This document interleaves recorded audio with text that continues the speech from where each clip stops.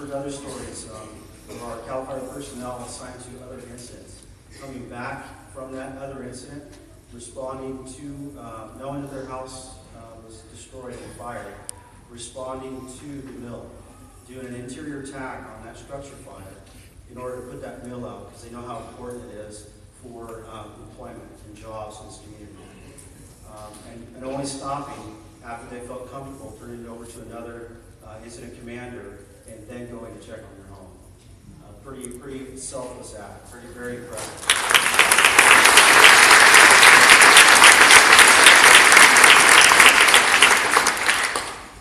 But I want to point out, if you haven't got an update, the printed out update, I encourage you to get that. On the bottom of that update, I want to point out the agencies involved. It's really important that you understand this is a cooperative and coordinated effort responding to this emergency. There was CHP, Caltrans, Pacific Power and Light, Weed City PD, Weed City, the Wairika PD, Mount Shasta PD, Siskiyou County Sheriff's Office, Siskiyou County OES, Siskiyou County Health, California Department of Corrections, the 3 Cs, College of the Siskiyous, Cal OES, United Way, Salvation Army, and the American Red Cross. That's just to name a few. Everybody has come together to assist in this emergency, and there's still a lot more that needs to be done. And it's great to see this community coming together to provide support to one another. So I applaud you for that.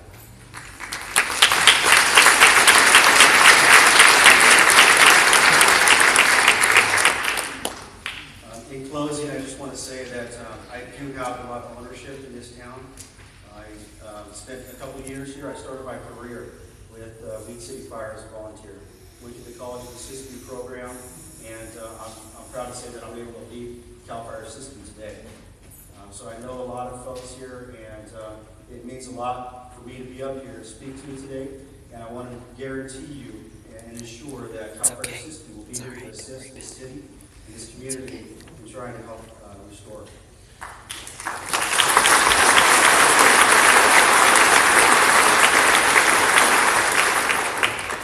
In closing, I just want to add that I have called in the Incident Management Team 4 to assist us because we really needed some help at the time. So they are also committed to assisting this community, basically build a structure to help you guys move forward and try and rise from these ashes.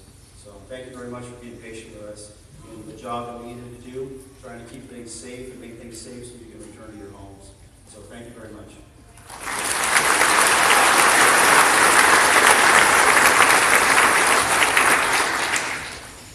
So before we open it up for questions, I just want to touch on a couple more housekeeping items so you guys are aware of what's going to go on afterwards. So afterwards, we have a couple booths that are against this back wall as soon as you go out into the lobby.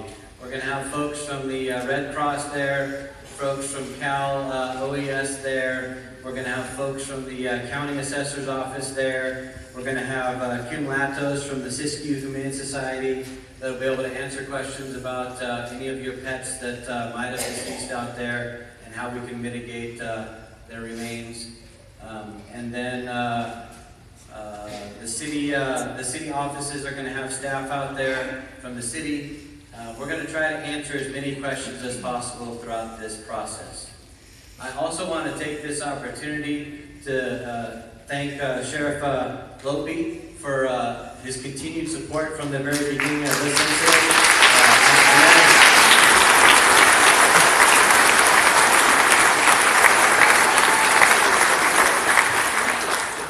I know in conversations that I had with the police chief, Chief Lopi and his deputies definitely, helped in those first 3 or 4 days, and so, we can't thank you enough for your participation and coming out and supporting us tonight. So from here, I want to open it up to questions, but I want to remind you that we have 142 residents that we want to get through tonight to make sure that we can tell you what's going on with your property and what level of damage we have. So the more questions we have, the longer it's going to take to get through that. So if anybody has any outstanding questions that we really need to answer here, I'll open it up. We'll come over to you with the mic. Why don't we start with you over there? There's the mic. If we have a list of contractors or whatever that we can, so we know who to call to start rebuilding our homes? That's a great question. So let me talk a little bit about that. So on Tuesday, Cal OES, or Cal EMA, is going to set up a local assistance center here in town. And so they're going to have, it's going to be like a one-stop shop where you'll be able to come and get a lot of the assistance for that. One of our suggestions is, number one, that you go through your insurance company. We do have somebody outside in one of those booths from the Governor's Office of Insurance, and they'll be able to answer some of those questions for you. It's okay. It's okay. It's and okay. So there's a couple Go ahead. things. A lot of times when there's a disaster like this, there's a lot of adjusters that will come in to try to get the business. They'll be able to talk to you about the adjusters, and they'll be able to talk to you about how to vet those contractors so you know you're getting the right contractor. So I encourage everybody in the audience to go outside and talk to the folks from the California Insurance Commission office out in the lobby and try to get some of those questions answered. They're going to be the best to answer those questions out there. Any other questions, outstanding questions?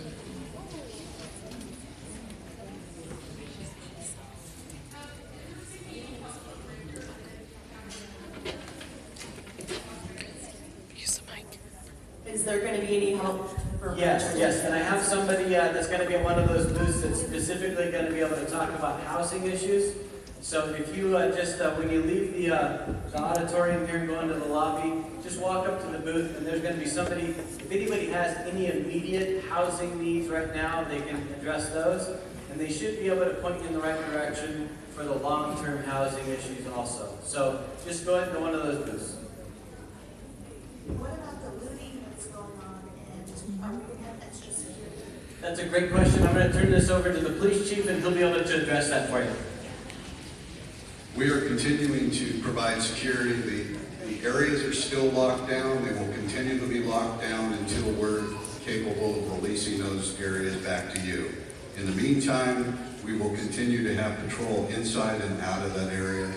The questions of looting itself, I think, have been blown into a proportion of scare tactic at this point, and they're not to what you believe they might be. As an example, I heard a story earlier where a person was in there and they found some jewelry on their foundation where it had been set aside. And as I found out, that's the operation of Cal Fire. When they're mopping up, they find valuables. They'll place them in a location where you'll be able to find them. That's a lot of what we're seeing at this particular point.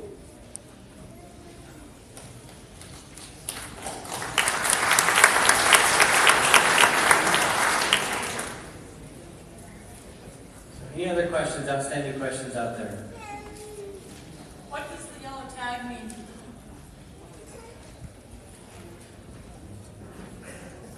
So we had some yellow tags and green tags out there, and they both mean the same thing.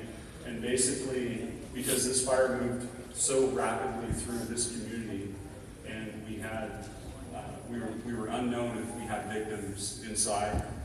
We did what we call a primary search first. And what a primary search is our firefighters, while they're extinguishing the fire, they just look and see if they see any victims. And that's called a primary. So there was a primary done on every residence within the fire area. After that, once we got all the hot spots done and we got the fire progress stopped, then we were able to go back and do what we call a secondary search. And that's where we actually went into the foundations and into the buildings that were damaged or destroyed and did more of a thorough search to see if we find anything at all. And that's where we did find some animals, and those animals were noted on those tags, and then they were also recorded into our damage assessment plan. And so then that's just a systematic way for us to go through and do our searches. So they're really not information for you, they're information for us to be able to say, we've done this block, we've completed a secondary, and we've moved on to this block. So that's what those tags are that you'll see out there. Thank you. One question in the back over here.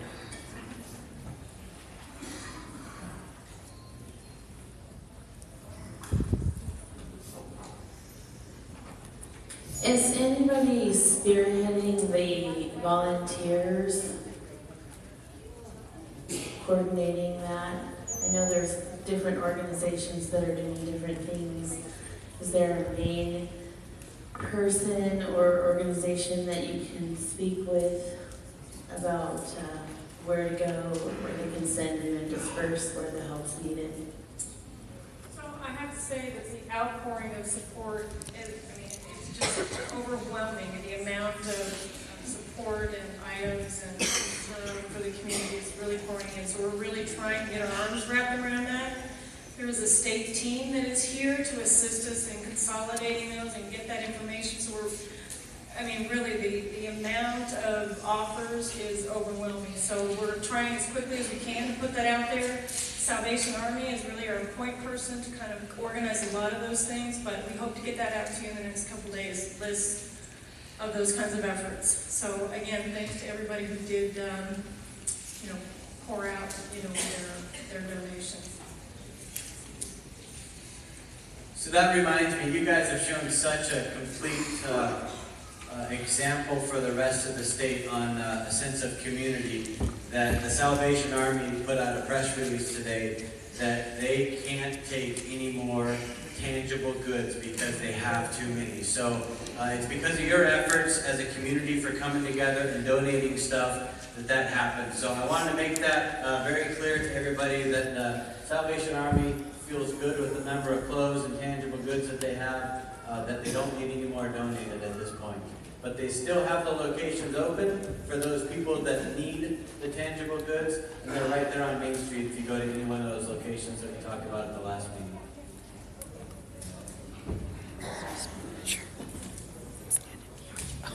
My name is Mike Mallory. I'm the county assessor recorder, and I know that the last thing that you're thinking about right now is property taxes and a bill that will be coming in the mail soon. We were hopeful that we could get those pulled for the affected properties, but it's too far into the process right now. So just want to let you know that we are working on it. We're going to coordinate with OES and the county departments to work with them as far as the damage assessments, and we'll be making corrections very quickly on the properties that are affected. Essentially what will happen is you've had your home available to you for 2 months of the fiscal year, and depending on what happened, if it was completely destroyed, we'll take all the value off the improvements, look at the land value and so forth. So it'll be a substantially reduced value on your tax bill and your electric bill. We will do that on our own. Normally, if it's just a house here or there, we'll send you a form, but we're going to do that from my office just to save you a step in that process. But I encourage you to call the office and just get on the list nonetheless. My staff is waiting to hear from you basically, and we're logging them. We're going to cross-reference with OES and the county department. So I'll be at the back. I'll be in the lobby at the end if you have questions, and we'll go from there. Again, I'm very sorry for what happened. This is my home